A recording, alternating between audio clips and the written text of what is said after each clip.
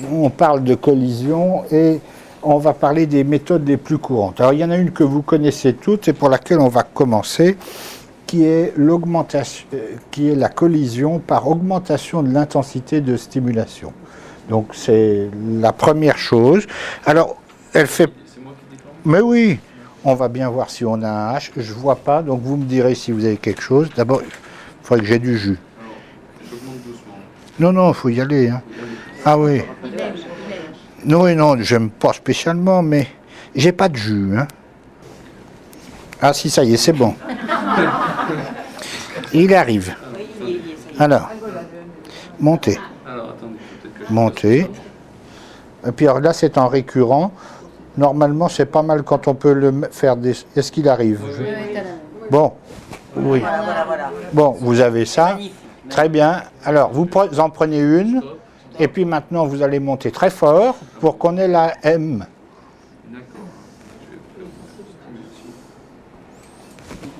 Il faut monter plus fort. Encore.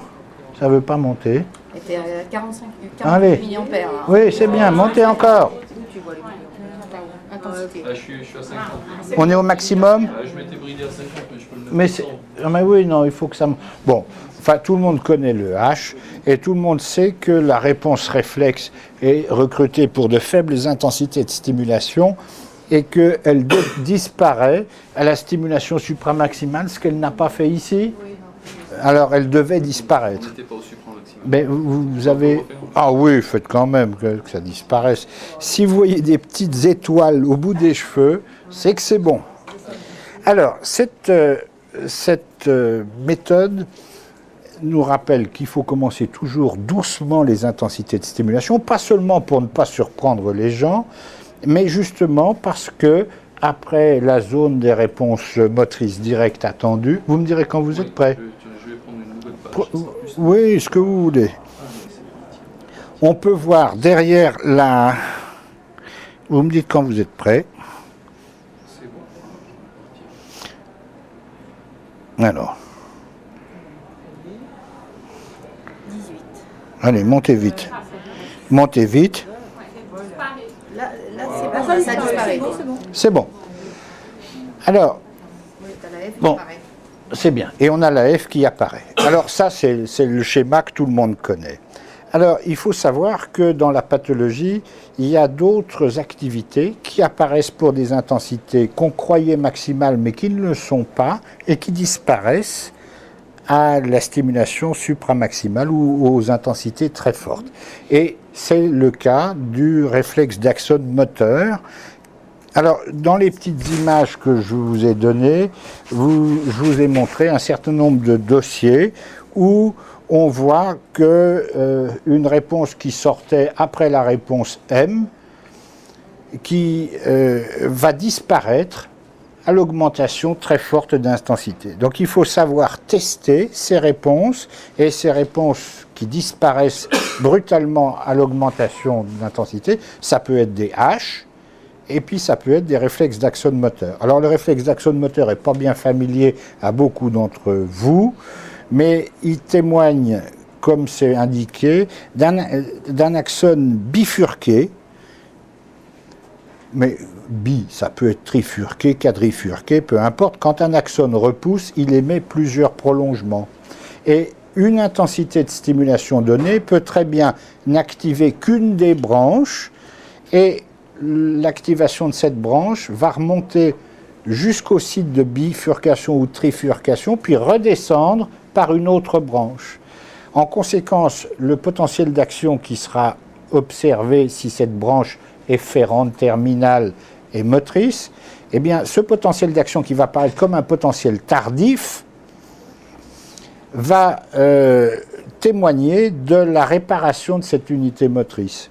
Donc, et si on monte l'intensité, le stimulus va pouvoir accéder directement à l'autre branche, la plus efférente, et au lieu de monter jusqu'à la bifurcation, le temps de conduction ne représentera plus que le trajet de stimulation distale jusqu'au muscle. Alors, ce réflexe d'axone moteur, c'est un phénomène D'abord, ce n'est pas un vrai réflexe, puisque un réflexe, en neurophysiologie, ça a une voie afférente sensitive et une voie efférente motrice. Là, il s'agit seulement d'axones moteurs réparés, et ça permet de dire, il y a eu une lésion axonale, et cette lésion axonale est probablement ancienne, parce qu'il a fallu le temps de faire la bifurcation et de la parcourir. Alors, ce n'est pas le seul signe, mais sachez simplement, quand vous voyez des réponses qui ne sont pas M, qui ne sont pas à l'évidence F, et sur lesquelles vous tiquez. Pourquoi? Alors, sur quoi allons-nous tiquer? Par exemple, si on voit toujours ce même potentiel tardif, y compris dans la zone spinale, mais c'est toujours le même, ce qu'on ne voit jamais dans une onde F. Ou si on le voit particulièrement en aval d'une lésion axonale connue, je ne sais pas, d'un cubital au coude, eh bien il va falloir pouvoir utiliser cette réponse pour préciser qu'il y a eu une axonopathie. Ça a la même valeur que un potentiel tardif ou un satellite quand on fait de l'électromyographie ou une augmentation de durée, etc. Alors, il y a d'autres signes et on va refaire la même chose, mais si vous pouvez les déclencher au doigt plutôt qu'en séquentiel, j'aime presque mieux parce qu'on va maintenant faire en stimulation double. Alors, je vous pose une question. Vous avez vu H et vous avez vu M. Si on sollicite la voie sciatique avec un stimulus double, serré, mettons avec un intervalle de 10 millisecondes, qu'est-ce qui va se passer? Bon, pour M, on aura 2M, et on va, vu la durée de M1, M2, 10 millisecondes après, va fusionner, donc on va avoir quelque chose incomplexe. Mais qu'est-ce qui va se passer pour le réflexe H? Alors là, vous devez réfléchir 2 petites secondes. Alors, on va regarder. On va regarder. Vous me dites quand vous êtes prêt. Alors, donc, on veut... ça, vous le faites graduellement. Et on va chercher... Comment? Oh, 1 milliseconde, c'est plus simple, surtout qu'on ne peut pas mouiller les électrodes, on ne peut pas mettre des trucs. Donc, c'est peau métal, le pire. Alors, on va chercher une onde H. Montez un tout petit peu. Vous avez double choc, hein? Là, non, là, je suis... Ah, moi, alors, il faudrait faire double choc, 10 millisecondes d'intervalle, easy. Intervalle interstimulus. Et 10 millisecondes. 10 millisecondes, si vous voulez bien. Alors, 10 millisecondes, c'est un intervalle qui est nettement plus long que la période réfractaire du nerf, qui est de l'ordre de la milliseconde. On est même beaucoup plus loin que la période réfractaire relative, et on est même un tout petit peu au-delà de la période dite de supernormalité, où quand un nerf a parlé, 7 millisecondes après, il est encore plus réceptif à la stimulation. Salut Joe! Tu bois déjà? C'est bon, oui, on y va. C'est bien, ça pince, mais il va falloir balayer plus lentement. Oui.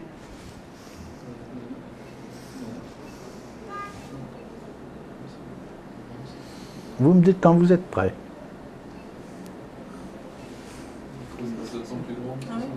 Ah oui, ça, si on ne peut pas balayer lentement, 10 millisecondes par division, c'est ce qu'il faut.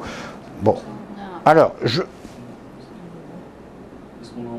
eh bien, on a deux réponses. Voilà, voilà. Alors, vous voyez, il y a 2 stimulations. Il y a déjà un tout petit peu de M, mais qu'est-ce que vous voyez? On a très bien la réponse H. Elle n'a pas été modifiée, elle est toujours là. C'est-à-dire qu'un double choc serré entre H moins M, alors par exemple 10 millisecondes, mais 7 millisecondes, ça irait aussi, laisse persister la réponse H. Attention, laisse persister H1. En général, ne donne pas de H2 parce qu'il y a un temps de récupération, mais ça, c'est quelque chose dont s'occupent les gens qui font de la réflexologie, ce qui n'est pas le cas du myographiste courant. Donc, le réflexe H n'est pas supprimé par une stimulation double serrée. Tandis que si vous étudiez une onde F vulgaris, alors on va se mettre par exemple sur un médian, donc j'enlève ça. et vous allez regarder ce que fait la stimulation double serrée.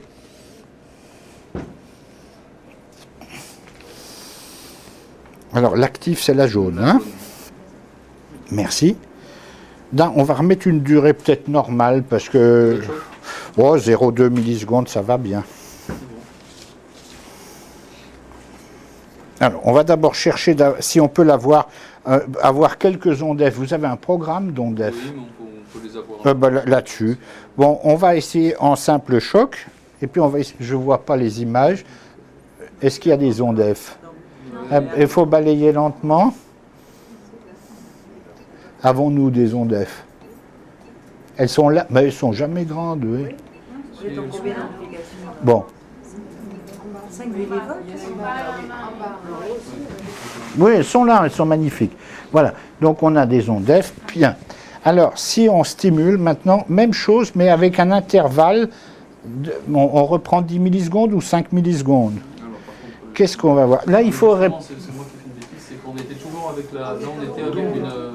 Vous êtes en stimulation double. Alors, bon, il faut recommencer. On peut effacer tout, parce que l'idéal, ce serait d'avoir quelques réponses. Donc, dès que tout est effacé, vous me dites, quand on peut avoir choc simple. Bon, on va essayer d'avoir quelques ondes F. Pour le moment, elle n'est pas bien disposée. Si, en voilà une. Comment? Qui est-ce qui me dit que j'ai un canal carpien? C'est bien. Non. Voilà, ça, exactement, c'est bon. Alors, ah oui, oui. Alors maintenant, on va faire la même chose, mais avec un double choc 10 millisecondes.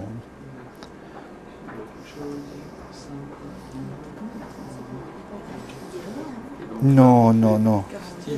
Non, non. Oui, c'est bon, elle est bonne. Alors, très bien, on continue. Ah, mais c'est dommage, vous l'avez effacé. Là, voilà. Continuez à en prendre d'autres. Voilà, c'est bon. C'est bon. Donc, la plupart d'entre nous, avant d'être alertés à ça, ne savaient pas du tout sur les appareils comment on faisait une stimulation double. Et ça sert énormément.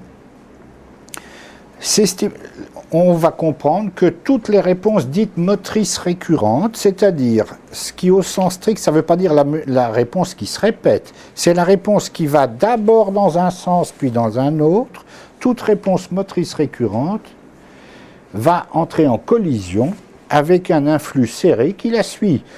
Si un train est sur une voie unique, il ne peut pas faire demi-tour sans entrer en collision avec le train qui le suit. C'est cette idée-là qui est toute bête. En revanche, si le deuxième choc n'entraîne pas de suppression, c'est que les voies nerveuses sont différentes. Alors c'est le cas dans le réflexe H, mais c'est le cas également dans le réflexe d'axone moteur, dont je vous ai donné quelques images, puisque c'est un axone au moins bifurqué, donc il y a une voie afférente jusqu'à la bifurcation, et une voie efférente qui est différente. Donc le seul fait de voir une réponse qui nous fait problème, on peut la tester avec une stimulation double. Je ne sais pas si... En fonction de l'interchoc, le réflexe d'axone peut être bloqué par la F quand même. Alors, non, le réflexe d'axone peut donner une onde F, parce que lorsque... l'axone bifurqué, ça remonte jusqu'au site de bifurcation. Ça va redescendre effectivement dans une autre branche, mais ça monte aussi jusqu'au corps cellulaire. Et si par hasard ce corps cellulaire est dans de bonnes dispositions, il donnera une réponse F. Alors là, c'est un autre débat qui est celui des ondes F dans les réflexes d'axone moteur. Et il est très intéressant de noter que la morphologie du potentiel d'action obtenu par une onde F sur un axone bifurqué est différent de celui du réflexe d'axone moteur proprement dit. Pourquoi? Parce que l'ordre d'activation des différents générateurs élémentaires de l'unité remodelée qui a été réparée est différent lorsque l'influx descend dans le sens orthodromique que lorsque l'unité motrice est activée de cette façon indirecte qui monte de bifurcation en bifurcation. Mais c'est une discussion un petit peu difficile. La seule chose sur laquelle je voulais attirer votre attention, c'était le grand intérêt de savoir sur son appareil comment on utilise une stimulation double serrée.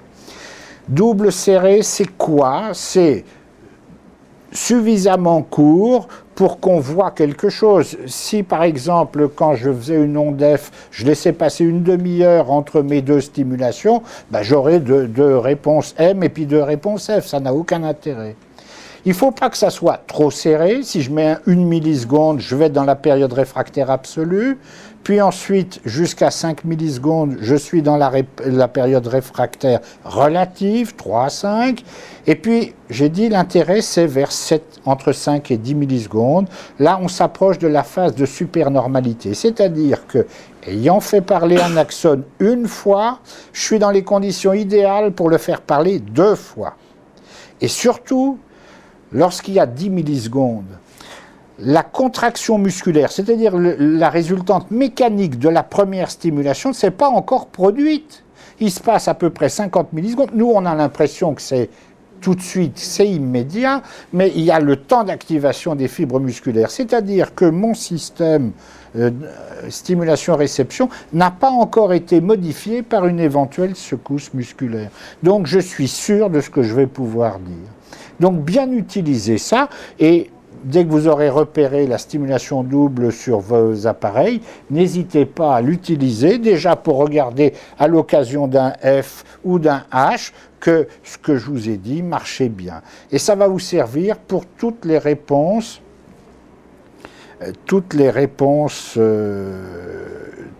qui suivent la réponse M, qui sont autre chose que le problème, mais qui peuvent être source d'enseignement.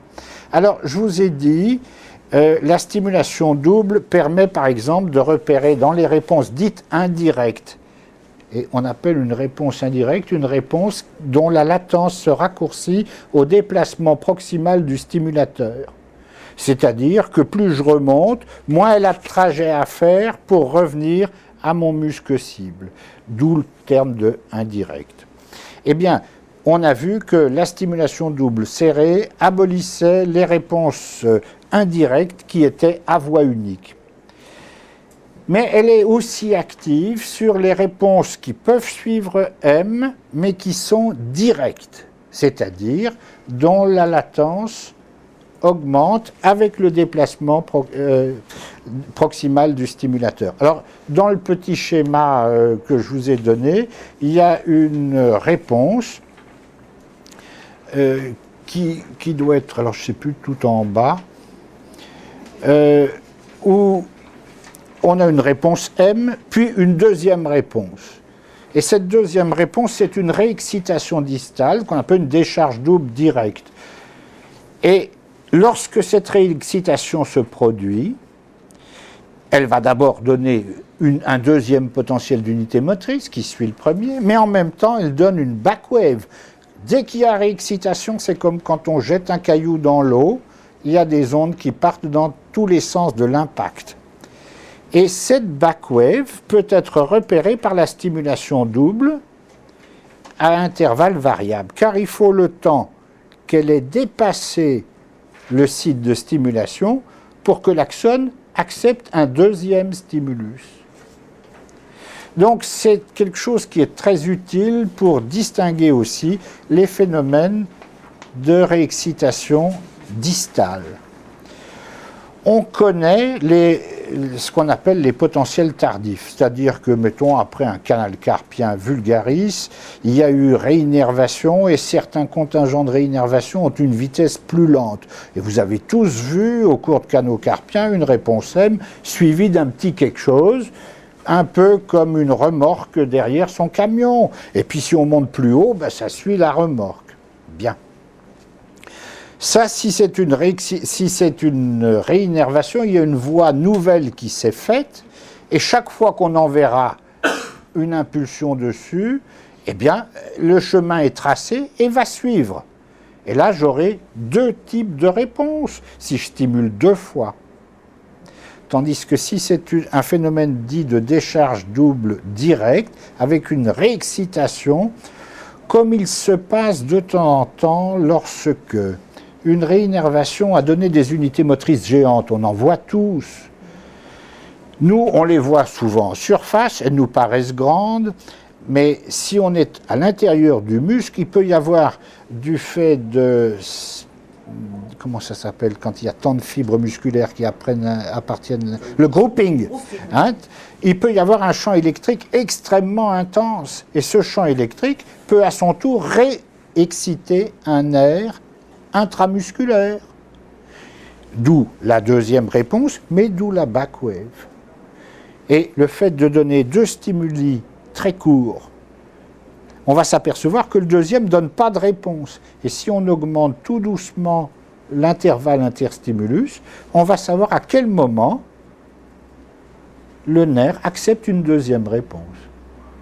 Alors, ces histoires de back wave, de réexcitation, vous en voyez de temps en temps dans la pathologie nerveuse. Vous voyez des unités motrices, et puis de temps en temps, ils doublent. On le voit à l'EMG, on l'entend surtout.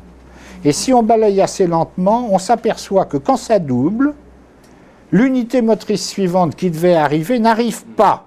Il y a un trou, puis ça reprend, ça donne une irrégularité. Tout simplement, c'est que du fait de la back wave, quand il y a cette réexcitation, une onde orthodromique volontaire qui était en train de descendre va entrer en collision avec cette onde rétrograde. Donc c'est des petites choses simples, plaidoyer pour la stimulation double serrée que tout le monde peut faire. Alors, il resterait à dire maintenant, est-ce que vous avez deux stimulateurs? On va essayer, ça colle, on va faire ça. Comment? Donc c'est un argument pour dire si la réponse persiste, oui. La réponse tardive persiste après le choc, qu'il y a une autre voie de réinnervation, qu'il y a une réinnervation, oui, c'est probablement un potentiel tardif, j'allais dire vulgariste, comme on en voit tous.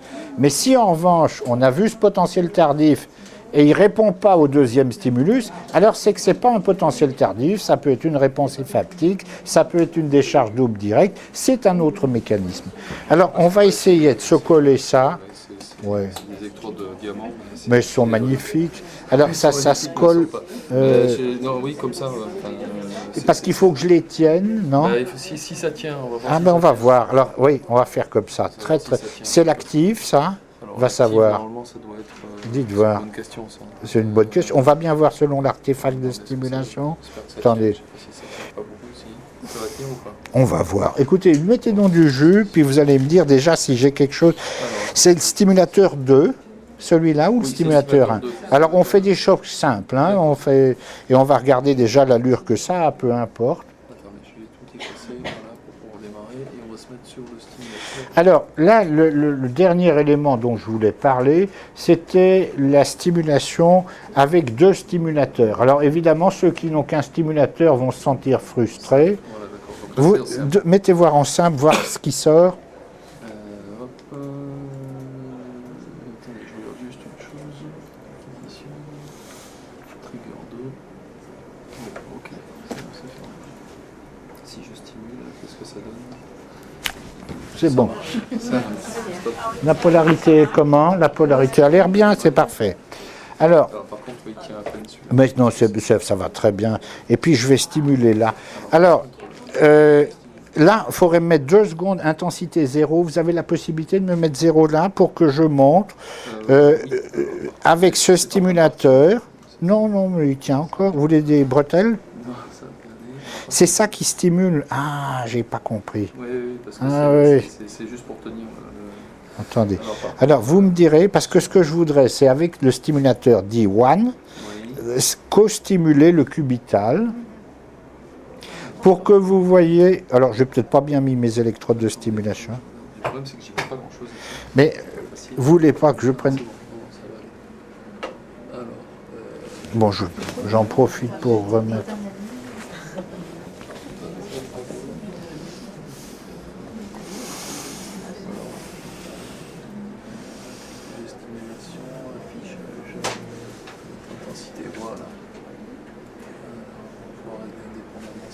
Bon, ce que je voudrais défendre, c'est l'intérêt d'avoir 2 stimulateurs pour que, lorsqu'on fait des stimulations proximales qui activent tout, quand on stimule au point d'herbe, il est clair qu'on ne peut pas stimuler que le médian ou que le cubital. Alors, on va d'abord uniquement en stimulation simple. Hein. On ne fait plus que des simples. Il n'y a plus d'intervalle interstimulus. C'est juste pour montrer des collisions entre différents nerfs ou le même nerf. Alors, vous me dites simplement si je peux mettre déjà... Alors, là, on garde l'image du médian stimulé ici, et quand on stimule le cubital qui est à côté, on va avoir une réponse qui va commencer par une déflexion positive, qui est une déflexion... Voilà, vous la voyez en bas. C'est ça. C'est la contamination des muscles d'innervation cubitale. Et il est clair que quand on stimule ici, on ne peut pas stimuler l'un sans avoir l'autre. Donc, on a intérêt, donc je vais déplacer ce truc, quand on veut savoir... Oh merde, excusez-moi. Mais non, mais c'est vraiment gentil à vous. Mais on va y arriver. Non, ça ne tient pas. Bon, attendez, on va être radical, sinon... Oui, on va mettre un gros truc. Comme ça bougera. Ah oui. Voilà. C'est bon. Tac.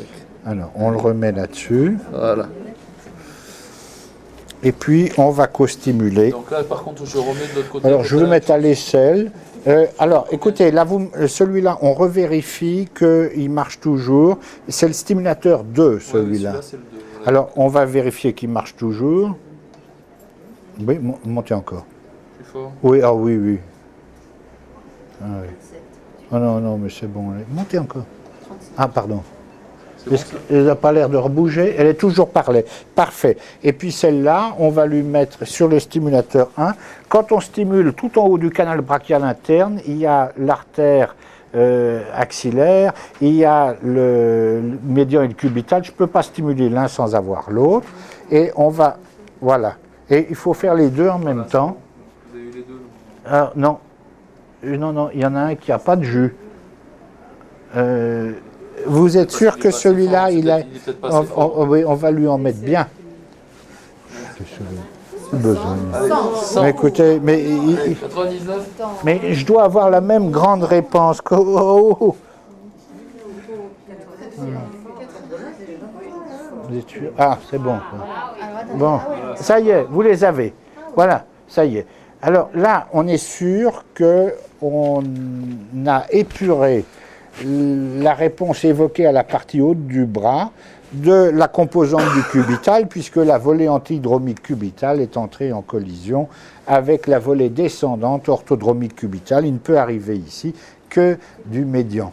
Alors, là où c'est particulièrement important, c'est lorsqu'on fait la stimulation au point d'herbe. C'est également très important pour les pratiquants du digitimer, ce qui ne doit pas être très fréquent, c'est-à-dire des stimulations haute énergie, basse impédance. Lorsqu'on stimule les racines du plexus lombosacré, on pose l'électrode active sur le cône terminal pour stimuler toutes les radicelles, et vous pensez bien qu'il descend l'activation de tout. Et par exemple, à travers le pied, on recueille très bien sur le pédieu des signaux encore plus grands qui viennent du territoire tibial postérieur. Donc si on veut étudier la conduction proximale des voies qui commandent le sciatique poplité externe, eh bien il faut entraîner une collision avec le potentiel qu'on ne veut pas. Donc après avoir étudié, mettons le SPE dans les sites habituels de stimulation, c'est-à-dire coup de pied, col du péroné et creux popité, lorsqu'on va stimuler beaucoup plus haut, mais ça peut être au pli fessier, par exemple, lorsqu'on stimule le sciatique au pli fessier, eh bien il va falloir co-stimuler le tibial postérieur pour s'en débarrasser. Alors si par hasard les réponses comme ici, voyez-vous, débutent à la fin du potentiel qu'on ne veut pas, il suffit de décaler le site de la collision. Ça, c'est pas compliqué. Il suffit que le stimulateur 2 soit décalé, mettons, de 5 millisecondes, et puis on décalera aussi celui-là de 5 millisecondes, et si bien que la réponse épurée sera parfaitement à distance du potentiel qui nous gêne. Donc il faut utiliser ça, et dans une période où les blocs proximaux sont si à la mode, eh bien, il faut s'en servir. Et c'est devenu régulièrement. On ne fait plus jamais de stimulation au point d'herbe autrement que par stimulation par électrode monopolaire, parce que ça permet d'être sûr d'être efficace. Chaque fois qu'on utilise des stimulations au digitimer, on fait toujours les collisions. Il y a une autre petite chose qui est mentionnée aussi, qui concerne l'étude indirecte des conductions motrices proximales par l'onde F. Alors, c'est assez facile. Si on co-stimule le médian, ici, poignet et aisselle, eh bien, on n'aura évidemment pas la deuxième réponse motrice de l'aisselle, puisqu'il va y avoir une collision antidromique entre poignet. Hein.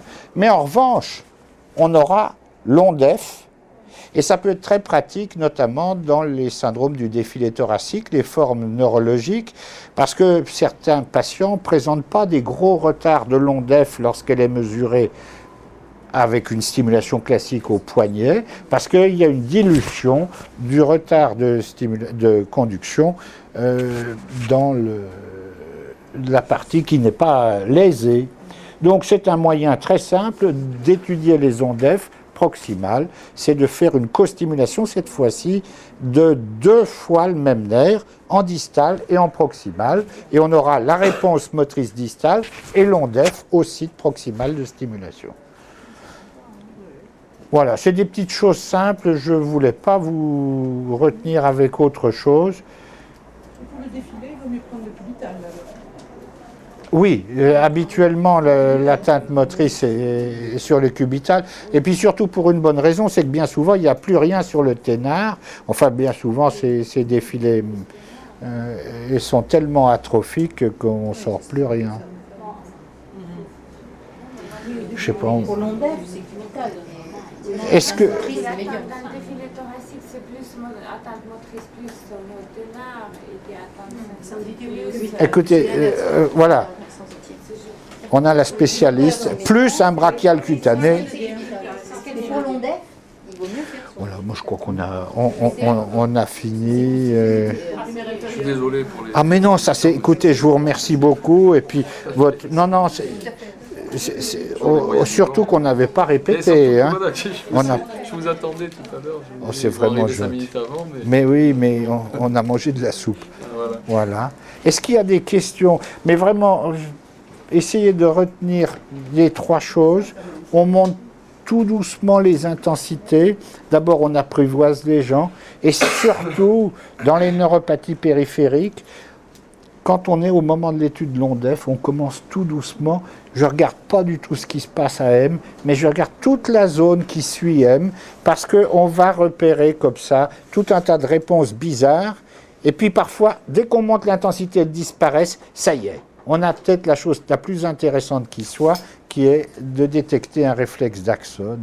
Et c'est particulièrement important dans les neuropathies qui sont très lentement évolutives, et notamment les neuropathies héréditaires, les Charcot-Marie.